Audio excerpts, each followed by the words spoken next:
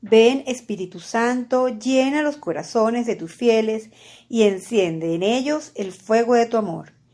Envía tu Espíritu y serán creados y renovarás la faz de la tierra. Oh Dios, que habéis instruido los corazones de tus fieles con la luz del Espíritu Santo, concédenos, según el mismo Espíritu, conocer las cosas rectas y gozar siempre de sus divinos consuelos, por Jesucristo nuestro Señor. Amén. Dios es amor. El término amor, una de las palabras más usadas y de las que más se abusa en el mundo de hoy, posee un vasto campo semántico. En esta multiplicidad de significados surge, sin embargo, como arquetipo del amor por excelencia, aquel entre hombre y mujer que en la antigua Grecia era definido con el nombre de Eros. En la Biblia, y sobre todo en el Nuevo Testamento, se profundiza en el concepto de amor, un desarrollo que se expresa en el arrinconamiento de la palabra eros en favor del término ágape, para expresar un amor oblativo. Esta nueva visión del amor, una novedad esencial del cristianismo, ha sido juzgada no pocas veces de forma absolutamente negativa, como un rechazo del eros y de la corporeidad. Si bien haya habido tendencias de ese tipo, el sentido de esta profundización es otro. El eros, puesto en la naturaleza del ser humano por su mismo creador, tiene necesidad de disciplina, de purificación y de madurez, para no perder su dignidad original y no degradarse a puro sexo, convirtiéndose en mercancía. La fe cristiana ha considerado siempre al hombre como un ser en que el espíritu y materia se compenetran uno con otra, alcanzando así una nobleza nueva. Se puede decir que el reto del eros ha sido superado cuando en el ser humano el cuerpo y el alma se encuentran en perfecta armonía. Entonces, sí que el amor es éxtasis, pero éxtasis no en el sentido de un momento de embriaguez pasajera, sino como éxodo permanente del yo, encerrado en sí mismo, hacia su liberación en el don de sí, y de esa forma hacia el reencuentro consigo mismo, más aún hacia el descubrimiento de Dios. De este modo, el eros puede elevar al ser humano en éxtasis hacia lo divino. En definitiva, eros y ágape exigen no estar nunca separados completamente uno de otra. Al contrario, cuanto más, si bien en dimensiones diversas, encuentran su justo equilibrio, más se cumple la verdadera naturaleza del amor. Si bien el eros inicialmente es sobre todo deseo, a medida que se acerque a la otra persona, se interrogará siempre menos sobre sí mismo. Buscará cada vez más la felicidad del otro. Se entregará y deseará ser para el otro. Así se adentra en él y se afirma el momento del ágape. En Jesucristo, que es el amor de Dios encarnado, el eros, ágape, alcanza su forma más radical. Al morir en la cruz, Jesús, entregándose para elevar y salvar al ser humano, expresa el amor en su forma más sublime. Jesús aseguró a este acto de ofrenda su presencia duradera a través de la institución de la Eucaristía, en la que, bajo las especies del pan y del vino, se nos entrega como un nuevo maná, que nos une a Él. Participando en la Eucaristía, nosotros también nos implicamos en la dinámica de su entrega. Nos unimos a Él y al mismo tiempo nos unimos a todos los demás a los que Él se entrega. Todos nos convertimos así en un solo cuerpo. De ese modo, el amor a Dios y el amor a nuestro prójimo se funden realmente. El doble mandamiento, gracias a este encuentro con el ágape de Dios, ya no es solamente una exigencia. El amor se puede mandar porque antes se ha entregado. El amor por el prójimo, enraizado en el amor de Dios, además de ser una obligación para cada fiel, lo es también para toda la comunidad eclesial, que en su actividad caritativa debe reflejar el amor trinitario.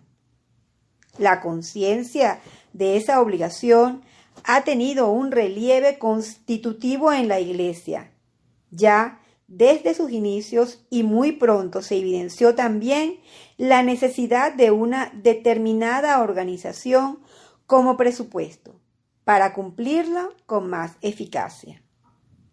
Así, en la estructura fundamental de la Iglesia surgió la diaconía, como un servicio del amor hacia el prójimo, llevado a cabo comunitariamente y de forma ordenada. Un servicio concreto, pero a la vez espiritual.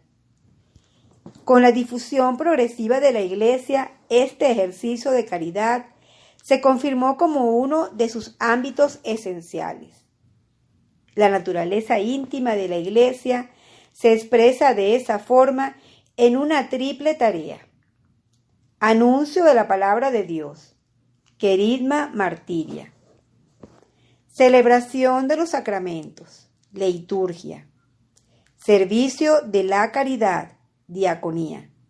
Son tareas en las que una presupone las otras y no pueden separarse entre sí.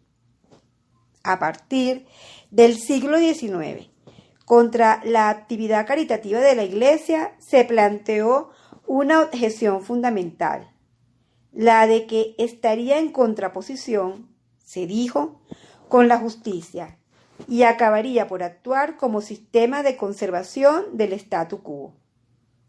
Al llevar a cabo obras de caridad individuales, la Iglesia favorecería el mantenimiento del injusto sistema vigente, haciéndolo de alguna forma soportable y frenando de esa manera la rebelión y el potencial cambio hacia un mundo mejor. En este sentido, el marxismo había indicado en la Revolución Mundial y en su preparación la panacea para la problemática social. Un sueño que con el tiempo se ha desvanecido. El magisterio pontificio, empezando por la encíclica Rerum Novarum de León XIII, 1891, hasta la trilogía de las encíclicas sociales de Juan Pablo II, Laborum Exercens, 1981, Solicitudo Rei Socialis, 1987, Centésimos Años, 1991, ha afrontado con insistencia creciente la cuestión social y, confrontándose con situaciones problemáticas siempre nuevas, ha desarrollado una doctrina social muy articulada, que propone orientaciones válidas que van mucho más allá de los confines de la Iglesia. Sin embargo, la creación de un orden justo de la sociedad y del Estado es un deber principal de la política y, por tanto, no puede ser una tarea inmediata de la Iglesia. La doctrina social católica no quiere conferir a la Iglesia un poder sobre el Estado, sino simplemente purificar e iluminar la razón, ofreciendo la propia contribución a la formación de las conciencias, para que las verdaderas exigencias de la justicia sean percibidas, reconocidas y realizadas. Sin embargo, no existe ninguna normativa estatal que, por justa que sea, puede hacer superfluo el servicio del amor. El Estado, que quiere proveer a todo, se convierte, en definitiva, en una instancia burocrática que no puede asegurar lo más esencial que el ser humano afligido, cualquier ser humano, necesita una entrañable atención personal. Quien quiere desentenderse del amor, se dispone a desentenderse del hombre en cuanto hombre. En nuestro tiempo, un positivo efecto colateral de la globalización se manifiesta en el hecho de que la solicitud por el prójimo, superando los confines de las comunidades nacionales, tiende a prolongar sus horizontes al mundo entero. Las estructuras del Estado y las asociaciones humanitarias desarrollan de distintos modos la solidaridad expresada por la sociedad civil. De esta manera, se han formado múltiples organizaciones con objetivos caritativos y filantrópicos. Además, en la Iglesia Católica y en otras comunidades eclesiales han surgido nuevas formas de actividad caritativa. Es deseable que se establezca entre todas estas instancias una colaboración fructífera. Naturalmente, es importante que la actividad caritativa de la Iglesia no pierda la propia identidad, disolviéndose en la organización común asistencial, convirtiéndose en una simple variante, sino que mantenga todo el esplendor de la existencia de la caridad cristiana y eclesial. Por tanto, la actividad caritativa cristiana, además de fundarse en la competencia profesional, lo debe hacer sobre la experiencia de un encuentro personal con Cristo, cuyo amor ha tocado el corazón del creyente, suscitando en él amor por el prójimo. La actividad caritativa cristiana debe ser independiente de los partidos e ideologías. El programa del cristiano, el programa del buen samaritano, el programa de Jesús, es un corazón que ve.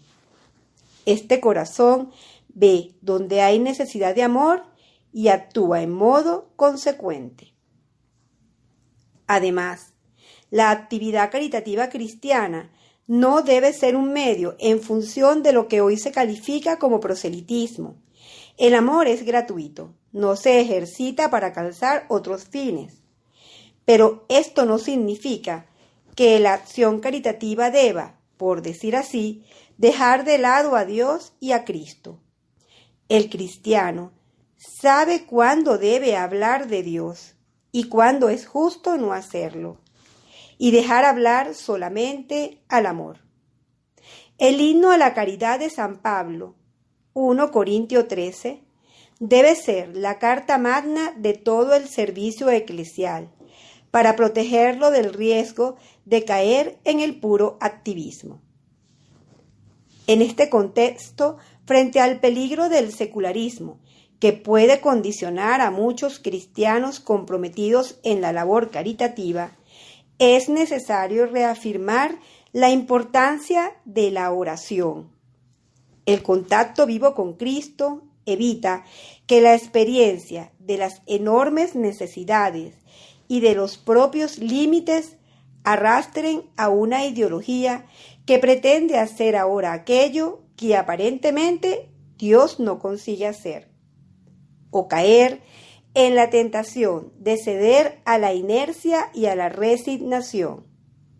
Quien reza no desaprovecha el tiempo, a pesar de que las circunstancias le empujen únicamente a la acción, ni pretende cambiar o corregir los planes de Dios, sino que busca, siguiendo el ejemplo de María y de los santos, obtener de Dios la luz y la fuerza del amor que vence toda oscuridad y egoísmo presentes en el mundo. Te damos gracias, omnipotente Dios, por todos tus beneficios, tú que vives y reina por los siglos de los siglos. Amén.